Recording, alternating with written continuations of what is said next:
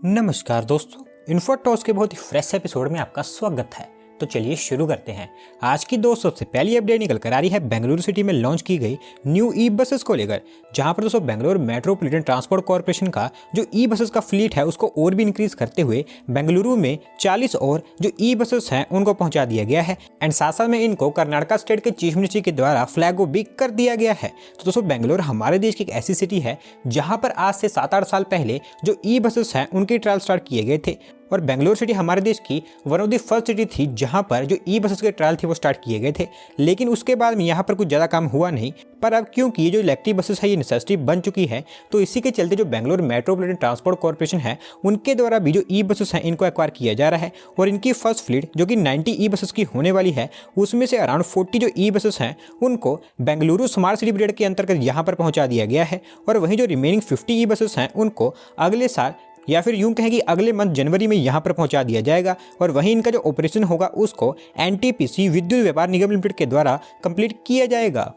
अगली दोस्तों अपडेट निकल कर आ रही है हिमाचल प्रदेश स्टेट में लॉन्च किए गए कुछ न्यू हाइड्रो प्रोजेक्ट्स को लेकर, जहां पर दोस्तों हिमाचल प्रदेश स्टेट का जो ओवरऑल इलेक्ट्रिसिटी जनरेशन कैपेसिटी है उसको और भी इंक्रीज करते हुए, स्पेसिफिकली उसमें जो हाइड्रो इलेक्ट्रिसिटी का शेयर है उसको इंक्रीज करते हुए हमारे प्राइम मिनिस्टर जी के द्वारा हिमाचल प्रदेश स्टेट में कई सारे हाइड्रो पावर प्रोजेक्ट्स का फाउंडेशन स्टोन एंड इनोग्रेशन कर दिया गया है। तो दोस्तों मोस्टली यहाँ पर जो प्रोजेक्ट्स लॉन्च किए गए हैं उनमें से ज़्यादातर ऐसे हैं या फिर बड़े प्रोजेक्ट्स ऐसे हैं जिनका फाउंडेशन रखा गया है। एंड इनके बारे में थोड़ा सा मैं आपको डिटेल में बताऊं तो लहरी स्टेज 1 हाइड्रो पावर प्रोजेक्ट जो कि 210 मेगावाट की कैपेसिटी वाला एक हाइड्रो पावर प्लांट होगा, इसको सतलुज रिवर के ऊपर 1810 करोड़ रुपये स्पेंड करके 2026 जनवरी तक बनाकर कंप्लीट कर दिया जाएगा। धोला स्थित हाइड्रो पावर प्रोजेक्ट जिसको ब्यास रिवर के ऊपर बनाया जाएगा एंड इसकी जो कैपेसिटी होगी वो 66 मेगावाट की होगी। 687 करोड़ रुपये स्पेंड करके इसको भी नवंबर 2025 तक कंप्लीट कर दिया जाएगा। एंड इनमें से जो बिगेस्ट है वो रेणुका जी डैम प्रोजेक्ट है जिसको हिमाचल प्रदेश के सिरमौर डिस्ट्रिक्ट के गिरी रिवर के ऊपर बनाया जा रहा है। एंड इसके ऊपर 6700 करोड़ रुपीस की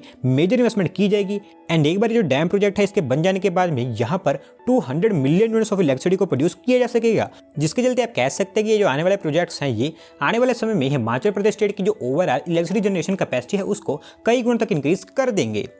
बढ़ते हैं दोस्तों अगली अपडेट की तरफ जो निकल कर आ रही है हमारे देश में 5G लॉन्च को लेकर, जहां पर दोस्तों हमारे देश में जो 5G लॉन्च है उसके करंट प्रोग्रेस को देखते हुए हमारा जो डिपार्टमेंट ऑफ टेलीकम्युनिकेशंस है उनके द्वारा हमारे देश की कुछ बड़ी बड़ी जो मेट्रो सिटीज़ हैं उनको सबसे पहले 5G लॉन्च के लिए सिलेक्ट कर लिया गया है। एंड यहाँ पर 2022 में ही यानी कि अगले साल हमें 5G लॉन्च होता देखने को मिलने वाला है। दोस्तों जैसा कि आप जानते हैं कि हमारे देश में जो 5G है उसके लॉन्च का इंतजार पूरी इंडस्ट्री कर रही है। एंड ऑलरेडी हमारे देश में जो 5G लॉन्च है वो वैसे भी लेट हो चुका है। और नो डाउट जैसा कि आप जानते हैं जो मेट्रो सिटीज़ होती हैं वहां पर ही सबसे पहले जो न्यू टेक्नोलॉजी है उनको लॉन्च किया जाता है, क्योंकि दोस्तों यही सिटीज होती हैं जहां पर जो 5G टेस्टिंग है वो सबसे पहले स्टार्ट की जाती है। एंड नाउ इसी टेस्टिंग के अकॉर्डिंग हमारी जो डिपार्टमेंट ऑफ टेलीकम्युनिकेशंस है उनके द्वारा हमारे देश में 13 बिग सिटीज जिसमें Gurugram, Bengaluru, Kolkata, Mumbai, Chennai, Chandigarh, Delhi, Jamnagar, Ahmedabad, Hyderabad, Lucknow, Pune and Gandhinagar, in 13 cities को सिलेक्ट कर लिया गया है, जहां पर इनिशियली सबसे पहले जो 5G लॉन्च है वो हमें देखने को मिलेगा।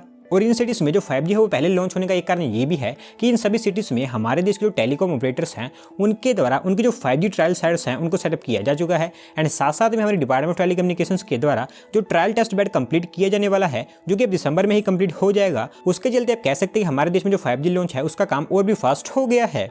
अगली दोस्तों अपडेट निकल कर आ रही है इंडिया चाइना ट्रेड रिलेशंस को लेकर, जहां पर दोस्तों हमारे देश के जो लोकल मैन्युफैक्चरर्स हैं उनको सेफगार्ड करते हुए भारत के द्वारा चाइना के टोटल 5 अलग अलग चाइनीज प्रोडक्ट्स पर एंटी डंपिंग ड्यूटी लगा दी गई है, जिसके चलते आप कह सकते हैं कि आने वाले समय में हमारे देश के जो लोकल मैन्युफैक्चरर्स हैं उनको कुछ राहत मिलेगी। तो दोस्तों जो एंटी डंपिंग ड्यूटी होती है इसको उस समय लगाया जाता है जब किसी फॉरेन कंट्री या फिर जो फॉरेन कंपनी है वो किसी दूसरे देश में अपना जो प्रोडक्ट्स है उसको एक्सपोर्ट करती है और उसकी जो वैल्यू होती है या फिर उसका जो प्राइस होता है वो दूसरी किसी कंट्रीज में जो लोकल मैन्युफैक्चरर्स है और उनके द्वारा जो प्राइस ऑफर किया जा रहा है उससे भी कम हो। एंड इसके चलते होता क्या है कि वहां के जो लोकल मैन्युफैक्चरर्स होते हैं जहां पर वो प्रोडक्ट एक्सपोर्ट किया जाता है उनको काफी लॉसेस का सामना करना पड़ता है, क्योंकि दोस्तों प्राइस ज्यादा होने के कारण उनके जो प्रोडक्ट्स हैं उनको प्रेफर ही नहीं किया जाता है। एंड नाउ ये सेम थिंग हमें अब इंडिया में देखने को मिल रही है, जिसके चलते हमारे जो लोकल मैन्युफैक्चरर्स हैं उनको सेफगार्ड करते हुए भारत के द्वारा 5 चाइनीज डिफरेंट प्रोडक्ट्स पर एंटी डंपिंग ड्यूटी लगा दी गई है, जिसमें एल्यूमिनियम, सोलर, थर्मल पावर, इस तरह के जो सेक्टर्स में प्रोडक्ट्स यूज होते हैं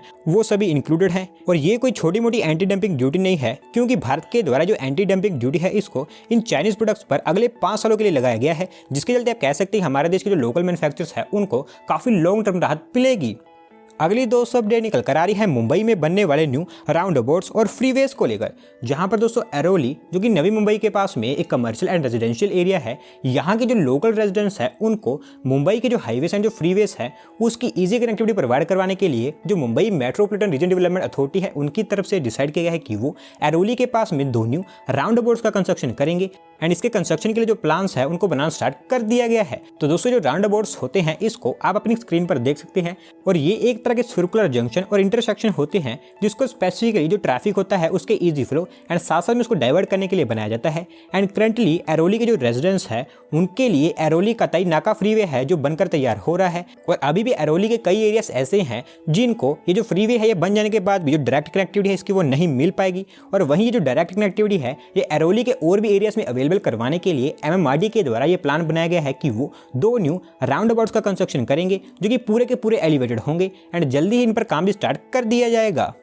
अगली दोस्तों अपडेट निकल कर आ रही है गुजरात स्टेट के अपकमिंग इन्वेस्टमेंट प्रोग्राम को लेकर, जहां पर दोस्तों गुजरात स्टेट के upcoming vibrant Gujarat global investment summit जो कि एक इन्वेस्टमेंट प्रोग्राम है, इससे पहले ही जो गुजरात गवर्नमेंट है उन्होंने उनकी स्टेट को जो इन्वेस्टमेंट बूस्ट प्रोवाइड करवाते हुए 16 और MOU साइन कर लिए हैं, जिसको उनकी कैपिटल सिटी गांधीनगर में साइन किया गया है। दोस्तों जो गुजरात का vibrant Gujarat global investment summit है ये गुजरात गवर्नमेंट का काफी बेहतरीन प्रोग्राम है जो कि इनके लिए काफी सक्सेसफुल भी रहा है। एंड नेक्स्ट ईयर दोस्तों जनवरी 10 को इसका जो न्यू एडिशन है उसको लॉन्च किया जाने वाला है। एंड नाउ उससे पहले ही जो गुजरात गवर्नमेंट है उन्होंने उनकी जो स्टेट है उसको एक काफी बड़ा बूस्ट प्रोवाइड करवाते हुए ओवरऑल पिछले 1-2 महीने के अंदर अंदर टोटल 96 MOU साइन कर लिए हैं, जिनके अंतर्गत गुजरात स्टेट में हमें 55,000 करोड़ रुपए तक की काफी बड़ी इन्वेस्टमेंट्स देखने को मिलेंगी। एंड वहीं अब ये जो न्यू 16 MOU साइन किए गए हैं ये गुजरात स्टेट में hospitality, waste to energy, renewable energy, defence accessory, इन सभी चीजों से रिलेटेड हैं।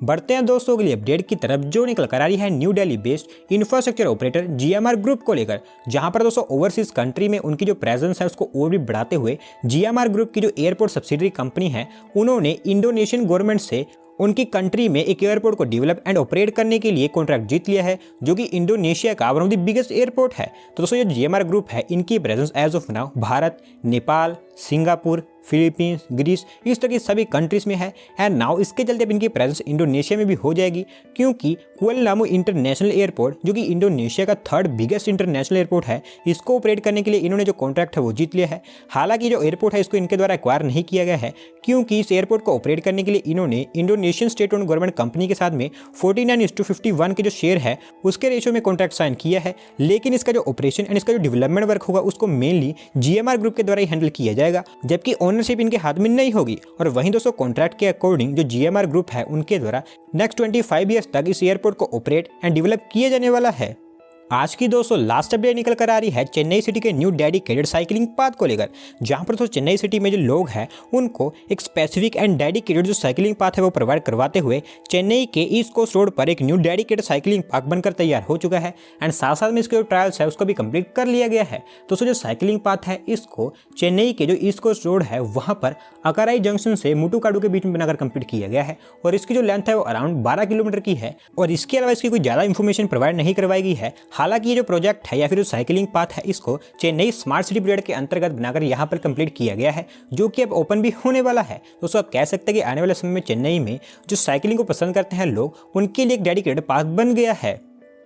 तो दोस्तों आज की वीडियो में बस इतना ही। अगर आप अपनी तरफ से कोई अपडेट सबमिट करना चाहते हैं तो डिस्क्रिप्शन में दी गई लिंक पर क्लिक करके सबमिट कर सकते हैं। और अगर आज की वीडियो पसंद आई हो तो वीडियो को लाइक करें, चैनल को सब्सक्राइब करें। धन्यवाद आपका वीडियो को देखने के लिए।